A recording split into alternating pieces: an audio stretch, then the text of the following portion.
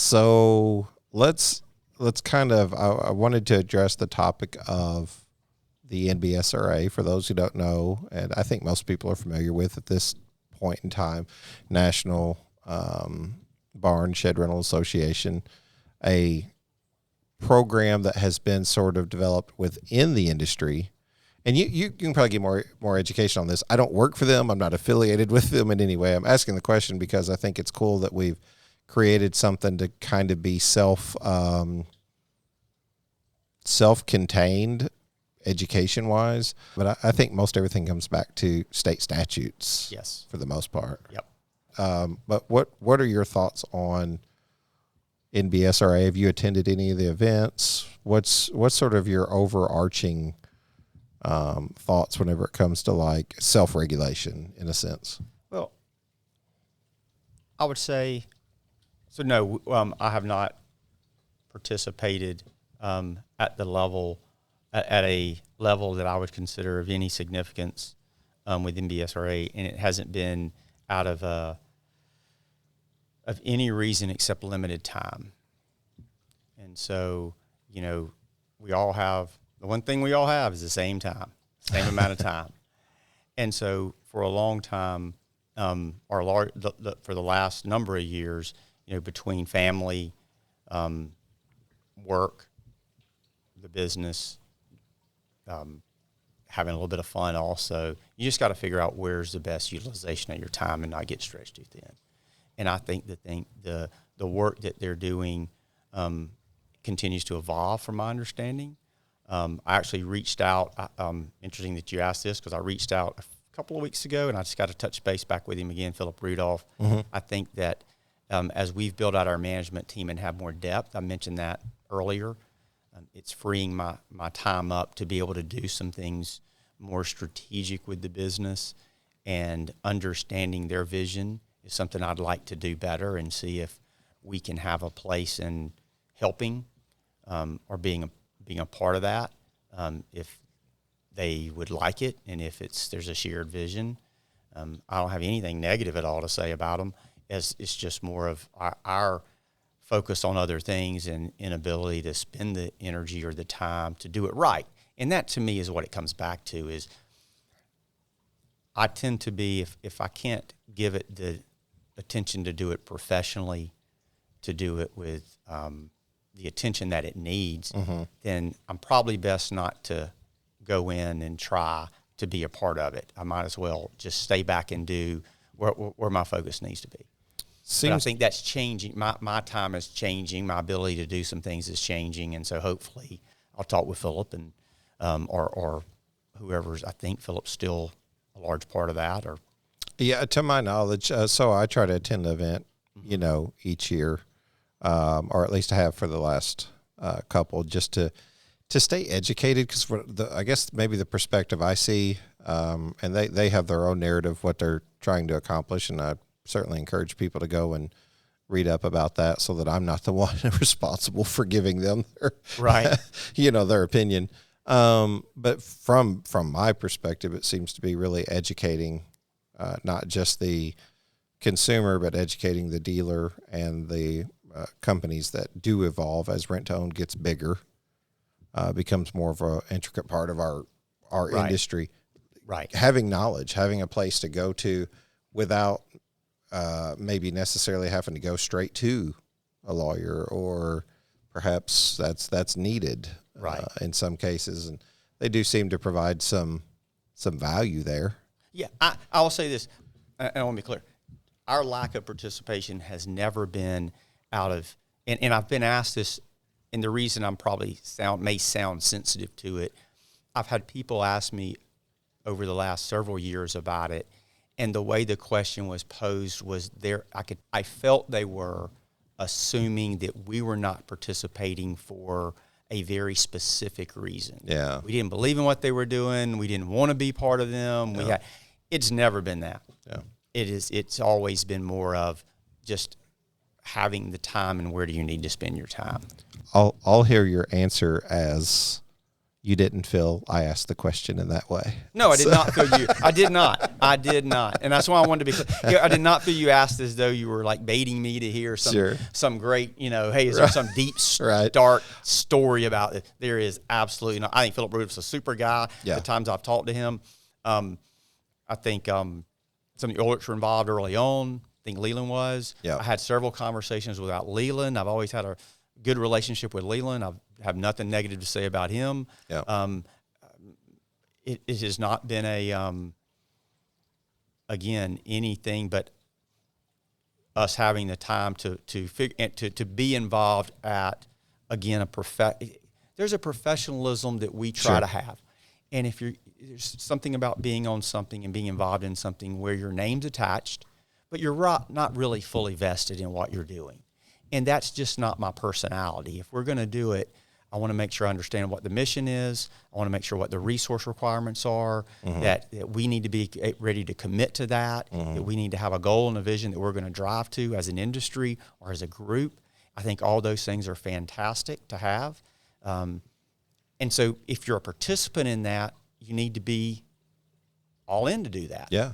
Or at least I do, Yeah. for it to hold my attention and be worth the time. And I just haven't had the availability of time. We talked earlier about consolidation of shed companies, how that has happened, may slow down, may then increase at some point. Some of these questions I ask are just maybe not rapid fire, but they're straight from the cuff. That's okay. Do you see consolidation efforts currently or in the future for RTO companies? So again, putting my economics hat on.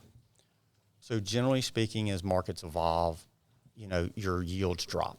They get more efficient.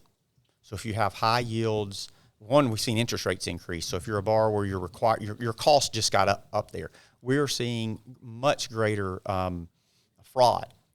Not necessarily dealer fraud. That's always been an issue out there, and we do everything we can to manage to it. There's maybe an uptick in that a little bit, but not much. That'll probably happen if we hit a recession. It's customer fraud. Customers are learning about. So if you talk to auto, you talk to a lot of other spaces, those are big markets that have learned how to manage customers. So customer fraud is really on the uptick. Now, that's coming through our system that we're picking up. That's also coming through competitors. Now, when I say this is all those things happen, it drops your yield. It drops your margin. So, you and I have taught, you use the term like race to the bottom on referral fees and all that. Referral fees are no different than fraud. They lower your profit margin. They lower the profitability you can make and invest in your business. As those things begin to happen, and ones that don't have the money to invest in the technology. So for example, when you do an application with us, I think there's like 3 databases that we ping for a customer to validate that customer. So we've just amped up that because we were hearing so much and seeing fraud. So utilizing that technology to figure out, is this even a real person? Yeah. Is this a fraud? How valid do we need to just do a quick phone call to make sure who that person is? So we're using a ton of technology that we've been building over the years and then implemented some earlier this year, and we'll be doing more, not to slow down deal flow. So the dealers that are like, you're just slowing down my deal. We have to be super fast. We just had a call today. I was on a call earlier today about speeding up some things. But we also have to, you cannot sustain as an industry large-scale consumer fraud. And that's on the rise. It's not good for the dealer, because that means if we're losing money, we can't pay those referral fees. We have to begin to raise our yields some other way. But as those things happen, the industry matures, our yields will drop, and that will be when you begin to see the consolidation, whether it's was it because of compliance issues, fraud issues, investment in technology, yield drop, paying referral fees, taking more risk, whatever it is. We're on the market. We're actively looking for acquisitions right now. We have not been in an acquisition mode in a number of years, but we are again now in terms of, and we made acquisitions in the past. We tend to be very quiet about it, but we are back on an acquisition mode and then on a partnership mode around the technology also. I think you'll see now how fast that happens. I don't know, but I think you'll absolutely see more of that. So the acquisition on the rental, and then the servicing, which is the partnership side where we're servicing portfolios for other companies. We do that where we are servicing portfolios for an investor group, or where we're actually partnering with investment. So that's back to the partnership where you have an owner who says, I'd like to invest in my pool of contracts. I would like to be a participant. That's the greatest partnership ever. We now have a shared interest. And anytime you can align those interests and you have clarity and visibility into the data so that they know you're telling them the truth, when you can align those, that's the best partnership ever. What does acquisition look like in RTO? I mean, I would suspect the hopes is for attaining future contracts and not just business served. But what does it look like whenever you sit down to purchase a portfolio?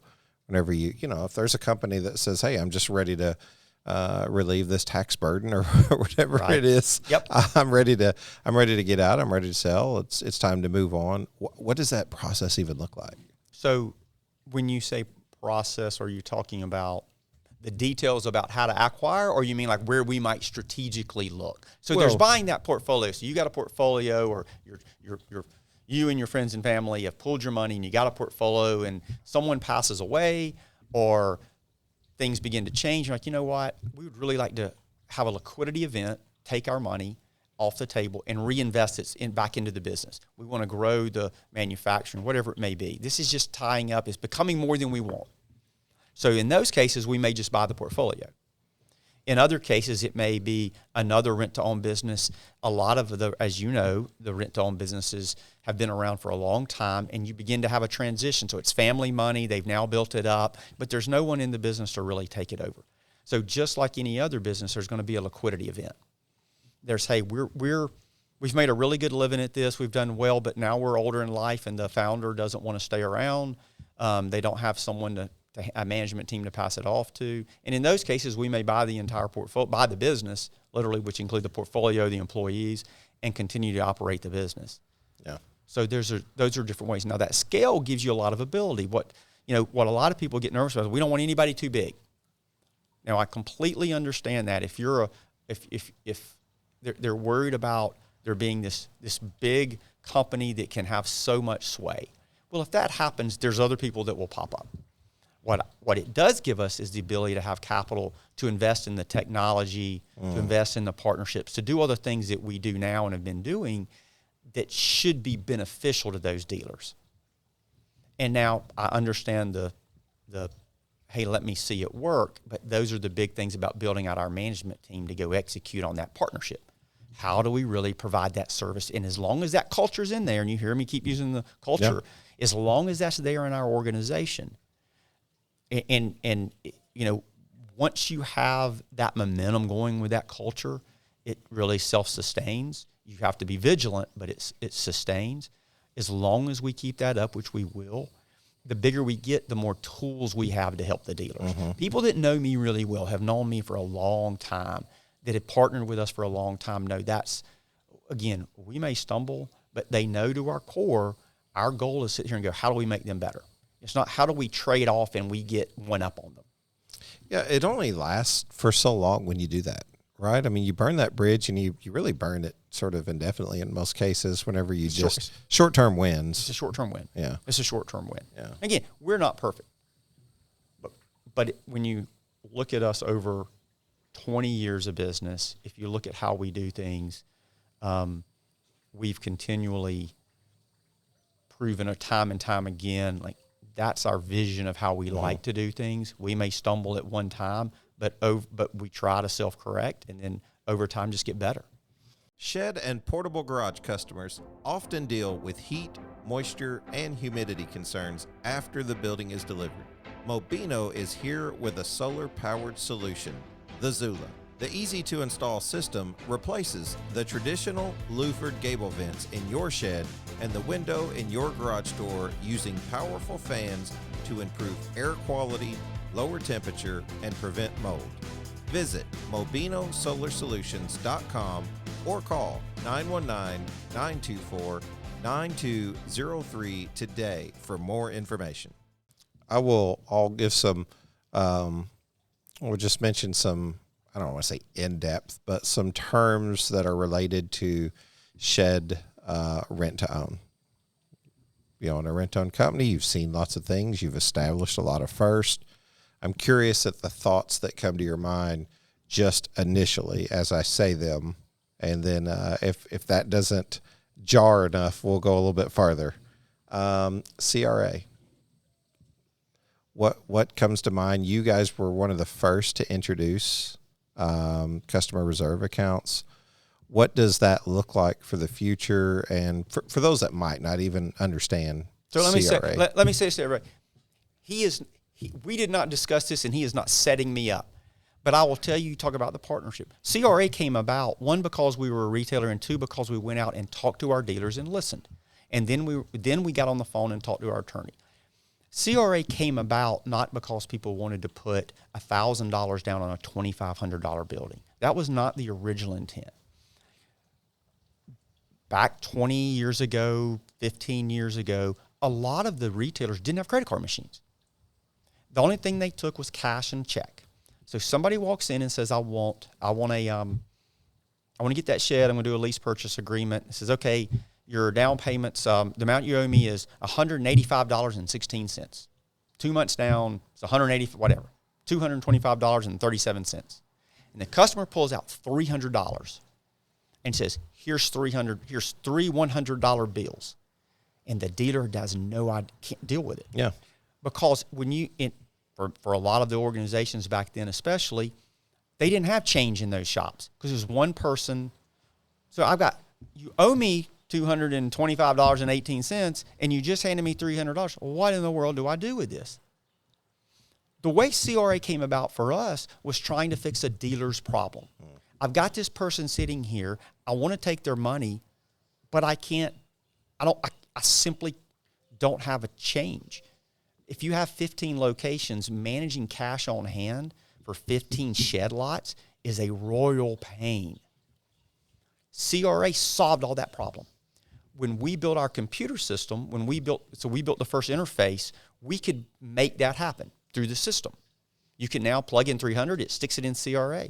We then this is the way we do things. So, okay, that solves a huge problem for dealers. Hey, Ed Wynn.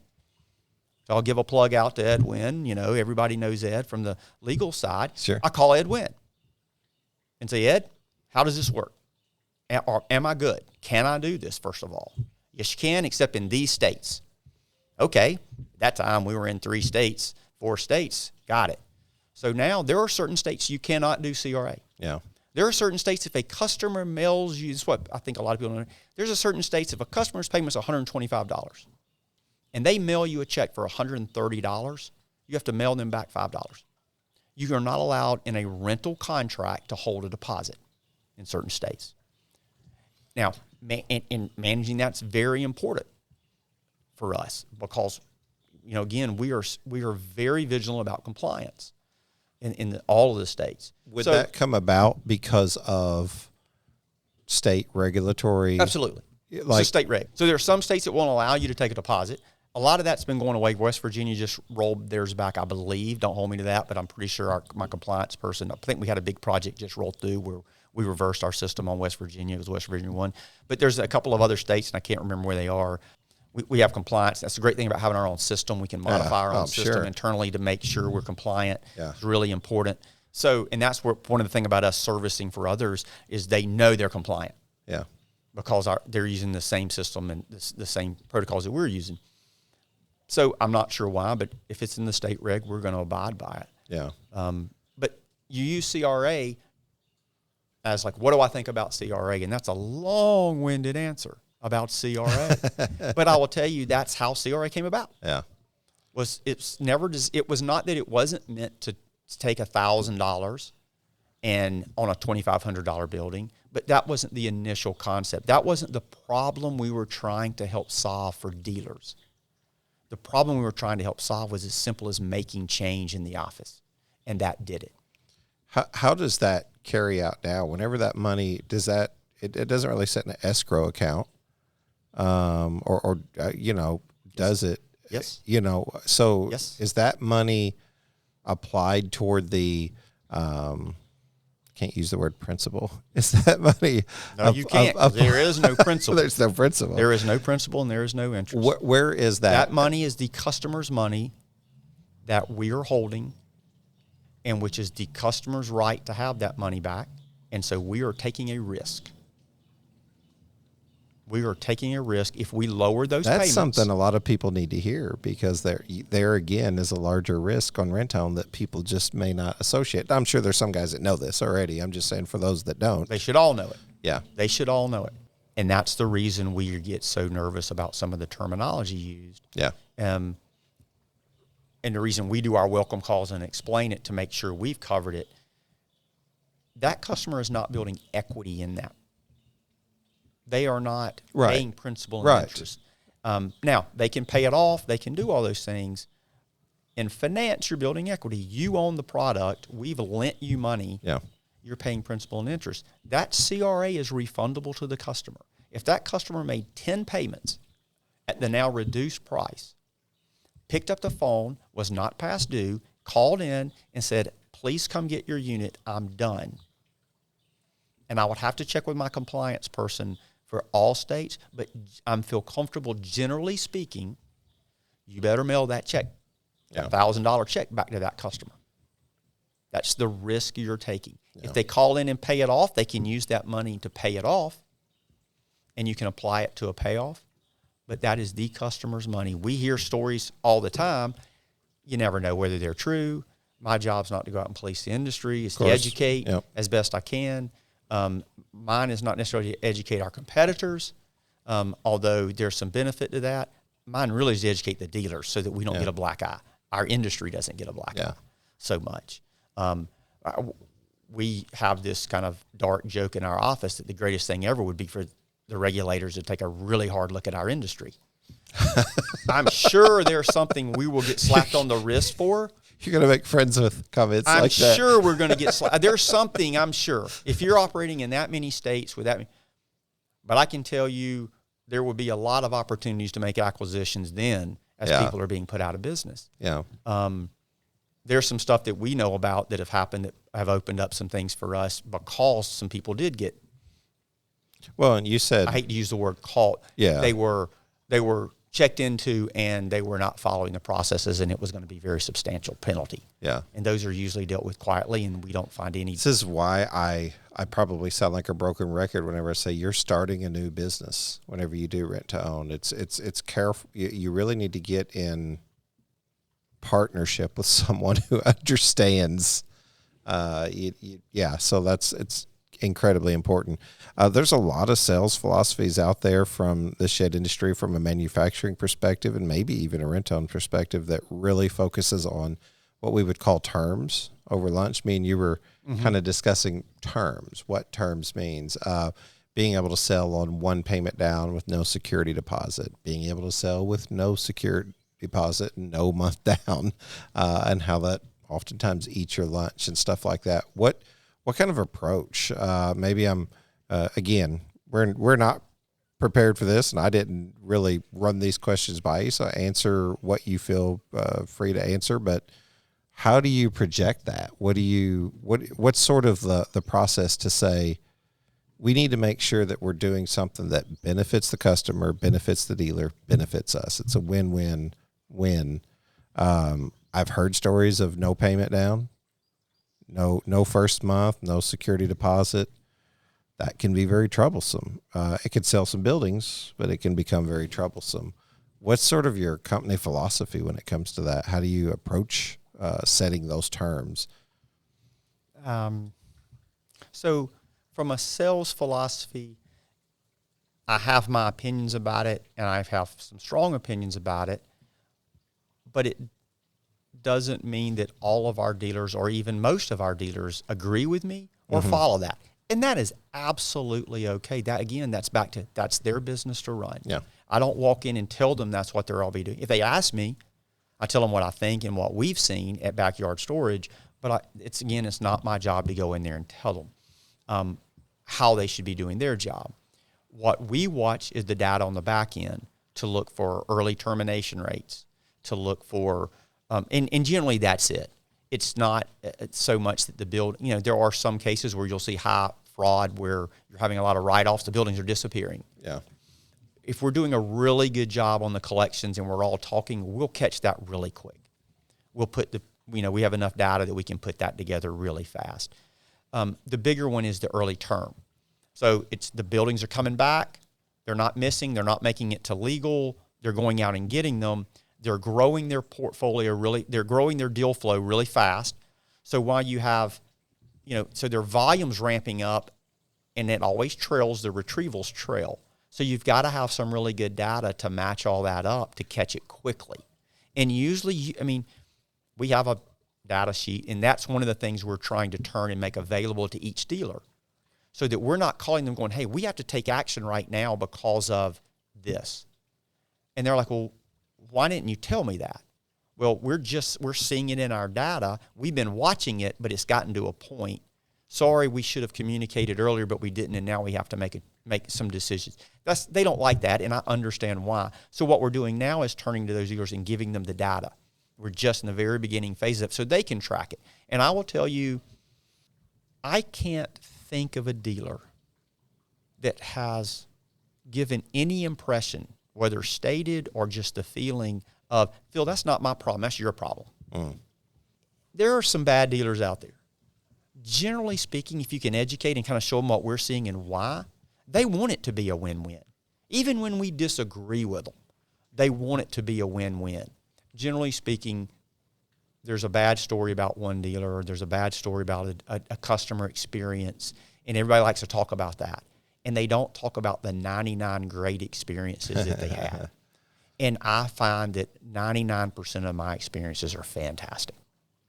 99% of the people want to do what's right within the boundaries of them being able to be successful and competitive and us explaining what we're doing and educating them. There's not I'm going to try to defraud you or Phil, this isn't my problem. This is RTO Nash problem, not mine. Yeah. Now, if we're failing at collections or retrievals, if we're failing at something, yeah, that is on us. But if we can educate them on where they stand with the industry and that's one of the most enjoyable parts of the business is sitting down and having those conversations where you're trying to find a solution for both of you. You need to sell a bunch of sheds. If you have a bunch coming back, it's not good for either one of us. So how do we get that right blend? So you have some coming back, you're being aggressive, but not so many coming back that it's bad for me and you. Yeah, some have to come back, but then multiple come back and you start competing with your repos for new building sales.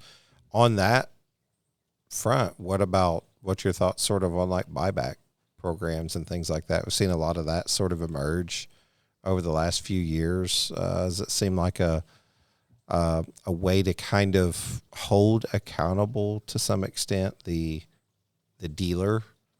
It's situational. And what I mean by that is as a policy, it fits great, or as a strategy or as a process, it fits great for some, depending on the hardest part is you've got to look at the relationship holistically. Mm-hmm. So what's the pain point that we need to solve for a dealer? What's the risk for us? Is it a capital outlay that we're doing? Is it in terms of inventory funding? Is it a risk parameter? They're asking us to do some really risky terms and transactions that are going to be a large part of their business. How does all this work together? So it comes back to, I think buybacks are fine. I don't think there's anything wrong technically with buybacks. I think that it has to be a negotiated, what's the whole relationship about, and is this something that's necessary to either protect the rental company? Is it something that's to benefit for the dealer? Because there are times it's a benefit to the dealer. You just have to look at it holistically. Yeah.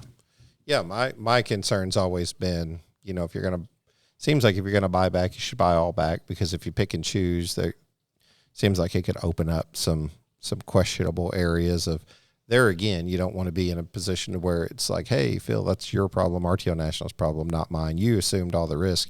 There's a dance in business that happens, and you can't keep stepping on your partner's foot. It just doesn't work. Well, usually the question should be why. So if I have and I'm not unless something like that pops up.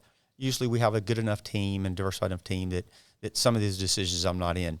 But let's say one comes up and they go, hey, Phil, we've got such and such a dealer. They're not wanting to, our process is if you're going to do a buyback or we're requiring buybacks, like I want everything. But they don't want to do it. Why? Like there might be a great reason that I just don't know about. Yeah. Let's ask them, what's the rationale that they don't want to do that? Well, I don't know why. So let's just have a conversation about it. It may be one that they don't want to have to buy back a certain type of building that they don't move many of anyway, but because of some reasoning they don't want to do it. I don't know.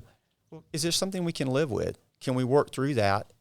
And it makes sense. There's a risk to them that's not really to us. Again, it's a conversation. It's not all of us always all this and all that. There is some negotiation through that, but you have to be careful that sometimes people like to negotiate, say, on the buy, but they don't want to negotiate on the other part. And again, it's back to we've got to look at this holistically. Yeah. Hello, shed sellers. Let's take a moment to discuss the shed customer and meeting their expectations. I remember growing up in the neighborhood where a certain percentage of the houses had well-manicured lawns and well-manicured homes. These were the type of individuals who felt it was important to purchase a well-constructed home or vehicle or maybe equipment to help maintain the quality of the item. As shed manufacturers, we seek to provide a well-built quality shed. We want the customer to feel satisfied that their hard-earned money has been well spent on a product that will last. At LuxGuard, we believe adding high-quality rubber flooring to your line of sheds makes sense to the customer and adds value the customer can appreciate. With each year, sheds are becoming more complex. The customizations we are seeing are virtually endless. LuxGuard not only gives a complimentary aesthetic appearance for their shed, but also protects the floor from spills and keeps cleanup simple. Offer your customer the customer service they seek with LuxGuard. At LuxGuard, we are committed to delivering exceptional customer service and innovative products to help our customers achieve their goals. We strive to meet the evolving needs of the customers. To speak with one of our ready-to-serve customer product specialists, simply call 336-468-4311. To see our product and view an installation video, just visit our website at luxguard.com. LuxGuard, the floor that lasts a lifetime. You guys were leaders early on. I saw during COVID. As a matter of fact, if I'm not mistaken, I think the first place I ever saw same as cash offers seems like it came from an RTO national packet. I think that I recall. Would you guys consider yourselves like leaders in that? It seemed like you were aggressive during COVID. But when I say aggressive, you could easily change that to seems like you were sympathetic to what was happening in the world and you're finding ways to help your customer. 100%. So here's the hard part about Same as Cash. Same as Cash came in years ago. We were involved with it. Back in the day, BLI was involved with it. There was really mainly us, maybe one or two other groups that were involved in it. And it became just this, everybody had it, right? And they had it all the time. This is what people forget. In those days, it was 36-month, 2-payment down contract. Right. So it was the average retail price was $2,800. Right. Average price was $110, maybe $115, $20 a month. Customer puts down $250, $300. Average size was a 10 by 16, 36, pretty plain, right? And so you could afford, Same as Cash cost us money. Mm-hmm. It cost the rental company money. We're putting money out there. We're having to generate that contract, service that contract, process it, right? So I don't ask anybody to have all the sympathy for me. I'm just saying it is. Now, for a long time, we've had the cost of our capital was almost zero, right? So it didn't really cost us too much to do that because our funding cost was so low, interest rates were so low that we could ride that. Over time, as we started doing 48, 60 months, 1 month down, bigger deals, higher payments, we started taking more and more risks. That Same as Cash, that giveaway that cost us money became, wait a minute, like this is harder and harder to do because we're already lowering our margin by taking more risk. We can't keep giving this away. In any other industry, the dealer pays for that. Any other finance industry, the dealer pays for that. Well, any finance company, they charge you to have same as cash. So we said, let's figure out what our costs are. We're not looking to make money on it, but let's charge if they want it, except for certain times when we may run it as a special. So instead of it just being a give, you always have it. One, if you want it always, just to have it, you're going to have to pay for it. But two, let's use it when it's needed. So COVID hit. I mean, we didn't even blink. We knew dealers were scared, and we knew they needed help, and we knew that while that cost us something, we would just force ourselves to live with it, that we had to roll it out to help our dealers. So we rolled that out, and then we began to pull it back. And part of that's the marketing side. So if it's always in place and it's always sitting there and the salesperson's just not even explaining it, they're just handing it to them, they're not using it for the tool that it really should be. No. So one of our big strategies going into next year, and you talk about giving out secrets, like I'm not worried about talking about this. One of the things we're working on now is having a cadence and a calendar of specials. They should be using that as a sales special. That is a same as cash as a sales tool. Yeah. But they need to know when they're going to have it, the dealer does, and when they're not going to have it. What are these specials so that they can plan their marketing plan, right? We should be part of their marketing plan. And traditionally, no rent-to-own company has done that. They'll wake up and go, I'll do this for you this month, or I'll do this for you always. It's not, let's create a marketing strategy. You talk about doing marketing for online, you've got to have that catch. What's new that I can put in front of the customers for summer, whatever. Yeah, you want to use all the tools in the toolbox. It's obvious. It's just a matter of maximizing them at the right times. That's right. And there again, I don't know. A mature industry does boring things. People say, "What do you mean?" Well, you do project. You do get into the details. You get in the numbers, and you start to figure out what are the boring details of what might work. Society in general has become kind of quick and easy. Want it now, want it fast, want it immediate. So I mean, like, you have to be counterintuitive that in business by with projection. And I think a company that has, I almost hate saying a company your size, and maybe you even don't even like hearing it. When I say a company your size, Phil, a company the size of RTO National, does the dealer hear, oh yeah, they're the big guy, so they don't care about anybody? So it always worries me to even use comments like your size, because I think whenever you get down to the relationship side, it's way different than what you expect. You always hear you lose as you get bigger. You lose like customer service. You lose like all of these different things. But I noticed, was it in North Carolina? Everybody's doing the shop local. Like, you obviously saw it on billboards. We see it around our area as well. But the idea is that, how do you take Phil's idea and get it through all the outlets where it's all the way down to the consumer? With each person that your idea goes to, it seems like it gets farther away from the origin. Well, an idea is one thing, but a vision's the other, in the culture, right? So if you think you can control, I should never even try to control that idea to that degree, because I've got people a lot smarter than me in their specific roles that will have better ideas of how to do things than I will, right? So it is absolutely not the Phil show. Now, my vision is, I've been in the industry for 20 years. I've got a great vision, I feel, and a lot of our team agrees, that we have a good vision for the company. We have a good culture, and we're elevating that culture. We have the service level is a part of that, and raising that service level to the things that we've been trying to get done for the last 3, 4, 5 years and just haven't been able to get across the finish line. We're committed to get those across the finish line to amp up that service level, right? So there's the vision. You look for the risk. As a finance company, I'm pretty good at that because I've been doing it for so long, and that's my area. But I can't be the only eyes watching those. But I've been in the industry. It's making sure we don't repeat the same failures over and over again.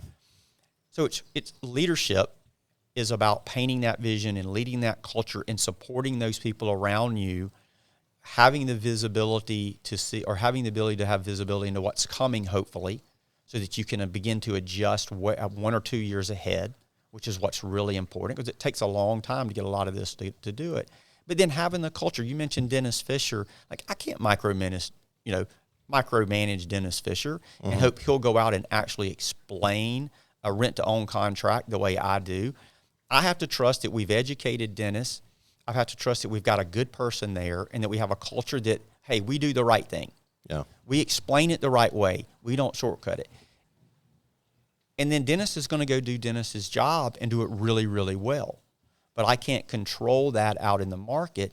That's what your culture does. That's what's hiring the right people. That's what training does. I mean, we're spending an unbelievable amount on training right now. We're ramping up our training beyond anything we've done. I mean, we'll spend 3 times this year what we've ever spent in training in a year, and it'll probably grow next year on training because it's the education of a lot of these new staff. Education's key. Knowledge is power. Just having that. That's our job. That is our responsibility as a company, is to train and educate both at a leadership level. So I don't know if, one of the big books, several of the big books is John Maxwell's books right now on leadership. I'm reading a bunch of those again. I hadn't read them in a long time, and I'm rereading them because they're so good about leadership. So it's going through those processes. What else does Phil Falls read? What else do you? I don't get to read near as much as I would like. I read a lot of business. So I read, I'm the geek that reads the Wall Street Journal front to cover every day, and Fortune magazine, and Fortune app, Fortune web. Those things. I read a lot of leadership. Right now I'm reading a lot of leadership books. It's been a lot of technology books over the last few years. It's been a lot of business process over the last few years. A lot of those, and now it's a lot of the leadership, because our staff is so talented and broad. We've broadened it so much. It's more of making sure I stay out of their way as it is anything, and not trying to get in and do the job for them, but partner with them. It's like, how do I partner with you if you need assistance? How can I partner with you on these to kind of get you moving if you're stuck, or to educate you? But a lot of it is painting that vision and giving them look, you ever done the DISC assessments? Yes. DISC? Yes. My number one is urgency. I can be a pain in the rear to work for because I have a sense of urgency that's like my number one thing. And so giving people time is something I have to self-manage, because I've been doing it for 20 years and get there. It doesn't do any good for me to step in and do it. It doesn't do anything for me to put so much pressure on them to deliver instead of giving them time to learn. And there's where you begin to leverage.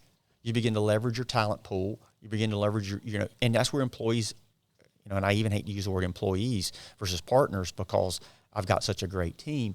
That's where they get, hey, they figured it out. Yeah. Coach them along the way. But I learn more from them than I do anywhere else. My favorite part of always being in any leadership role or supervisor role was watching people flourish and succeed, and having the opportunity to supervise people, as you say, way smarter, with way more capabilities. What I was maybe kind of good at was putting those people in the positions to be successful, and many of them have went on to become way more successful. I have a personal story right now. It's someone I'm partnering with, just watching him flourish. It's awesome to see him continue to do a great job, and it really just needed the opportunity. That is, and people don't realize that until if you really get into that. Some people really struggle. Some people do struggle with that, letting go of that. It's like, oh no, I can't possibly. You were working for me, and that's a struggle. I see it as their success is like part of my success is built into what they're doing, because I got to be part of their process. My success I don't stop being successful as they continue to grow. Yep. Part of my success goes with them, getting to be part of their puzzle. 100. That is by far becomes, I mean, I have a couple of things that I talk about around the office. One is everybody likes to be on a team. Mm-hmm. I don't care what people say. I don't like to be on a team. I like to work independently, blah, blah, blah. I go, well, first of all, you've probably never been on a successful team, unfortunately. Get on a successful team, and there is nothing better than being on a team that's working together and being successful. the fun of that versus having individual success, I mean, it's not even, you can't even compare them. So there's that. And then there's putting people in a position to be successful. And you and I were talking earlier, and I said, I've never met a person that wakes up in the morning and looks up at the ceiling and goes, man, I hope I'm really bad at my job today. I hope I'm terrible at my job today. And I said, they may go, I don't like my job. I really don't want to go to that job. I don't like my boss. They may say that. But nobody wakes up and says, I want to be bad at my job. Yeah. And so our job is to make sure that we've trained them and put them in an environment where they can be successful. If they're not, if they don't want the job, they don't like the job, okay. But how do we put them in an environment where we've done everything in so they can be good at their job? Processes. I said something to you earlier. I may have mentioned it before, but somebody asked me recently, and I've just been stuck on it. David Goggins talks a lot about this. He's been on like Joe Rogan, and you're just going to have to be awful forgiving if you listen to any David Goggins podcast or read any of his books. He's pretty unfiltered. But he said, what happens whenever you run out of motivation? And it's like, wait a minute, what? You know, well, you go to motivational speakers because you get hyped up, feel good. You hear Tony Robbins, you hear Gary Vee, you're all like excited about that. But now what happens when you go back and you're alone and it's just you and your thoughts or whatever, and your motivation starts to wear off and you can't find new motivation, something that reaches you to get you to go out and rah and get moving again. That's where processes and discipline. David specifically preaches discipline. I think of this is maybe a terrible, I'm not sure this is the best example, but I love the movie Fences. I love baseball, so I love any baseball movies. I love the movie Fences. It's got Denzel Washington in it, and his son asked him, he says, how come you've never liked me? And because he's tough on his son, and he says, I have a responsibility to you to take care of you. Nothing said I had to like you. So it's terrible, and me and my son joke about that. Love my son to death. The point being, the process is there. I have to wake up every day and be your father. You talked earlier about being married for 27 years. At the beginning of the podcast, you talked about how you owe that debt of gratitude to your wife. One of my favorite sayings is by a pastor. He says, marriage is a commitment. You talked about that. And just like partnership's a commitment, that's why it hurts when partnerships fail. That's why it hurts when marriages fail. You said it's a commitment. And one of the best things I ever heard a preacher say is marriage is a commitment. And whenever you are in love, you come home.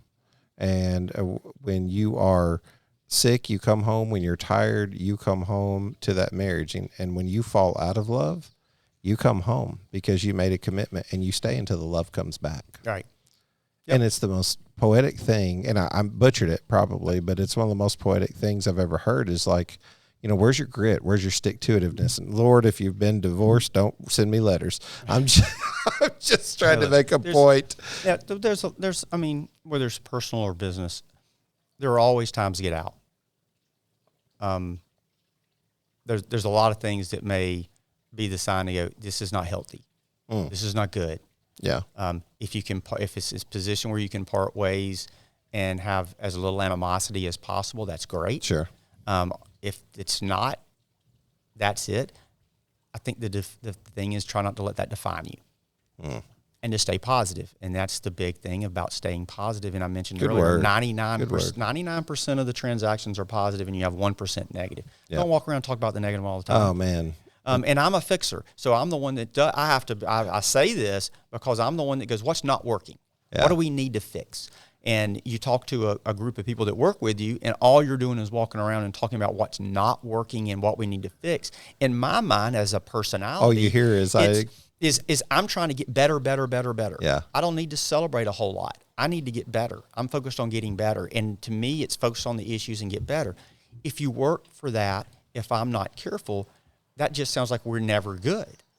And so it's having the interpersonal skills and having the comfort zone that they'll come and talk to you and say, "God, you're just beating the crap out of us, Phil." Like we just had a meeting and talked about all the things that aren't working. You think you're just actually providing value. You think you're actually just providing a solution. But sometimes it seems like, again, I go back to the leadership books. Yeah. And if you really go back into it, and you kind of, sometimes you have to set aside that and either go, I can either set that aside, or I need to go have another one and put someone else in that leadership role. But how do I lead? And you can't lead by always pointing out what's not working. Hello, shed sellers. Did you get a chance to view the Real Work Labs interview featuring George Converse? If not, be sure to check out the episode, where you can see a condensed demo during the interview. Just go to the Shed Geek Podcast YouTube channel and type in Real Work Labs. George and the team at Real Work Labs have received an influx of interest and new signups, and they are already working to provide real results. Real Work Labs shapes the way customers find you online. We are a software company that helps shed sellers like you get found where the customers live, not where your shed lot is. Our mobile app in the field hooks into your website, so your work and Google reviews are getting found on the map on location. That way, you drive more revenue, higher conversion rates, and true word-of-mouth referrals online. It's time to put your reviews on the map and leave a digital yard sign at your job sites using Real Work Labs. For more information, just go to shedgeek.realworklabs.com or simply call or text 480-787-7575. Mention the Shed Geek Podcast for special pricing and get a 50% discount on setup today.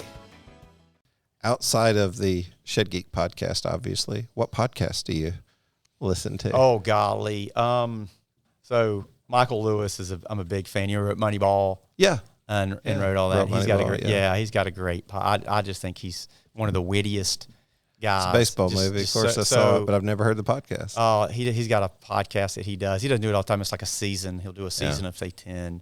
Why is that valuable? Like, seriously, why is it valuable to take in that knowledge, and how do you compare like the podcast to like a book?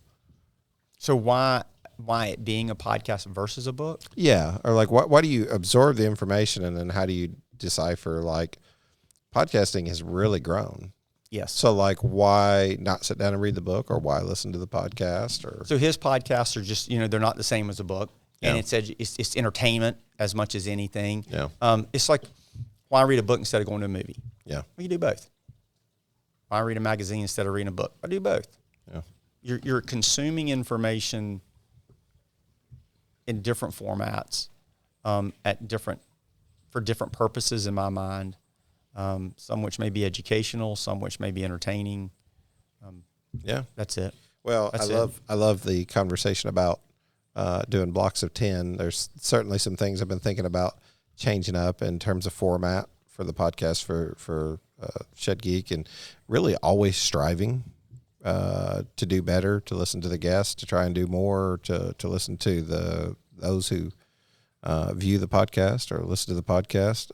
So I'm always trying to reach and do more, and I like to ping those ideas off of folks like yourself and others around the industry, just to sort of get those opinions and come up with what I feel like is the best answer and make sure that everyone's heard. There's some great stories in our industry. There really is. There's some great personal stories. I think part of it is some personal stories that are fun. Some of it's business. Some of it's product. Yes. Some of it's trends. Some of it's fun. The technology, what else going on in the technology. We've got some interesting stuff happening in the technology throughout the industry. I think it's really in its infancy of how it's going to play out and the integrations between the two, and it's very confusing from what I've still gather for the end user. So trying to define that, I think, is really important. Well, I have to be careful not to get stuff into an echo chamber, especially running solo. So, I mean, I've talked about having some co-hosts and things like that on, or maybe even creating some, maybe not webinars, but maybe creating like some town halls, right, for the shed industry. And maybe you focus on a topic, but maybe get multiple RTO guys to come together to hopefully answer, some questions, or whatever it is. It should be educational, entertaining, and building a better industry. That's, if I can meet those criteria, then I kind of feel like we've done justice. Yes, I would completely agree. So, been excited about this. I feel like one of the most important and valuable things is for me to be able to just sit and chat with you and others who've had success and do have longevity in the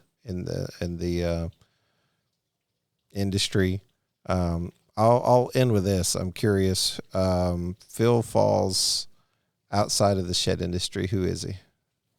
Same person I am inside it. I'm thankful to have all the dealers that we have. I'm thankful for a lot of the friends that I've made along the way that are now personal friends as well as business friends. I know their families. They know my family.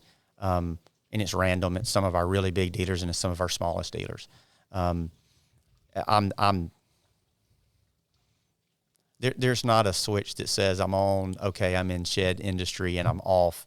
Okay, now I'm turn on the family or I'm going to turn on the fun or whatever. Yeah. I'm pretty consistent throughout. So I find it very difficult to separate my work from family. It just all kind of starts to run together. I tell people to do those kind of things takes a tremendous amount of energy. If you just be yourself, that's really probably what's going to flow through all the time anyway, is to just kind of be honest and be yourself. And you don't always succeed, but don't let that get you down. Nobody's 100%. I want to publicly say thank you for your commitment to not only coming on the show. We've had Richard on. I've talked with Dennis about coming on. Maybe eventually we could do like a panel with Mike and Teddy and Dennis and others, and that might be fun. We'll see. They're just great. I mean, you could do a panel with them and talk about not even the shed industry, their past experiences, and it would be a blast. It would just be a blast. Yeah. It's 4 very different personalities up there. And then you throw in some of the other, Nathan, who's running that group now. Nate runs the group. Nate's doing an unbelievably good job. Very different personality than Richard, but he's just crushing it. I'm so excited. You got Billy Dyer in there, who's just a rock, doing really good. Billy's a great guy. Billy's got so much potential. You've got Debbie, who works inside, and she does a lot of a lot of our tough shed and stuff. You got Dustin Maples, who had gone into another division of ours and has come back into the shed division and is kind of getting caught back up. I mean, you take all of them and you put them around a table and do a round table. Now, if you want to hear about a bunch of shed stuff, don't listen. If you want to have a really good time and listen to some folks that have a lot of fun, they know all about the shed industry. Yeah. But the best part of the conversation will be just listening to them talk about their experiences. They're just great. I think it'd really be fun at some point. And, the goal is to do this long term. I certainly enjoy talking to people. I honestly believe everybody has a story to tell. I just kind of feel like God gave me the shed as the tool to really, the avenue to be able to do that. But generally speaking, if I sit down on a Walmart bench, I'm going to start talking to somebody within 2 seconds. And I'm probably going to start asking questions that some people are like, well, I don't know you. Why are you asking me? And I'm curious, genuinely interested. Hey, what are you doing here? What do you do for a living? Right. Oh, tell me about that. That sounds really awesome. That's the reason the job you have. Yeah. Just the reason the curious. And I do feel like you gain knowledge through that. Yeah. But, those people I'm not going to really gain a relationship with. I'm never going to see them again. But sometimes a stranger is the best person to talk to.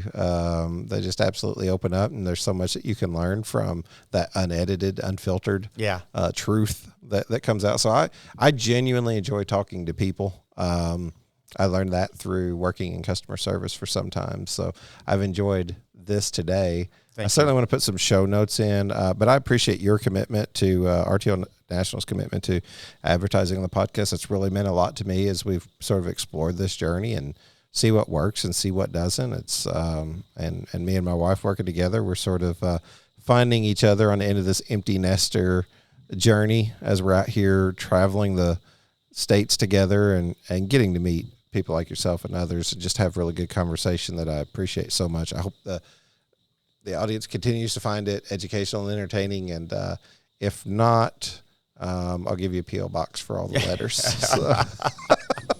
You can have them. Well, I want to do a quick thing, and hopefully people are still listening. I want a quick thank you for everybody at RTO National. I mean, I truly am so fortunate to work with just a great group of people. I mean, it is not – people want to talk to me a lot of times, and I'm like, it's not the Phil Fall show.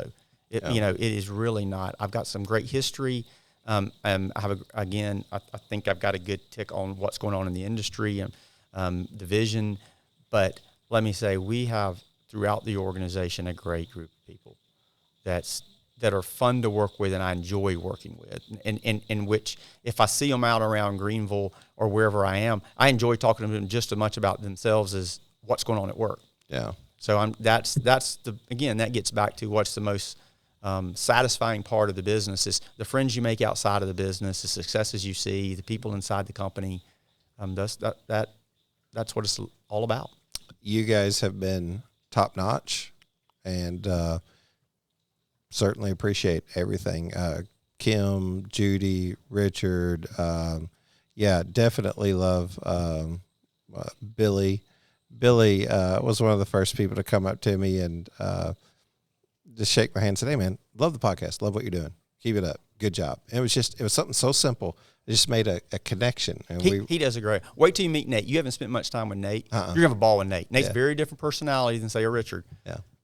Just in terms of like their general demeanor and personality, super guy. Yeah. Super guy. That sounds great, man. I mean, again, I enjoyed coming out to your facility. Happy to come out anytime. Happy to do whatever it is on my part that's fair and beneficial and helpful. And you guys have been great to me. So I guess we can just keep exchanging pleasantries. But I truly do appreciate it, and I mean that. You guys have been stand up. Certainly encourage anybody who's curious about RTL National. Hopefully you learned some about the personality from not just the management team, ownership team here from the top down, but also really, I really think that a lot of these guys that travel, I think you get to know them. I think you're going to find that resonates throughout the company. Yeah. From top to 100%. Yeah. So, hey, listen, appreciate you being on. Appreciate your hospitality here. It's beautiful, and it's been, I don't know. I can't say thank you in any more languages than thank you. We're good. Thank you, Shannon. Appreciate it.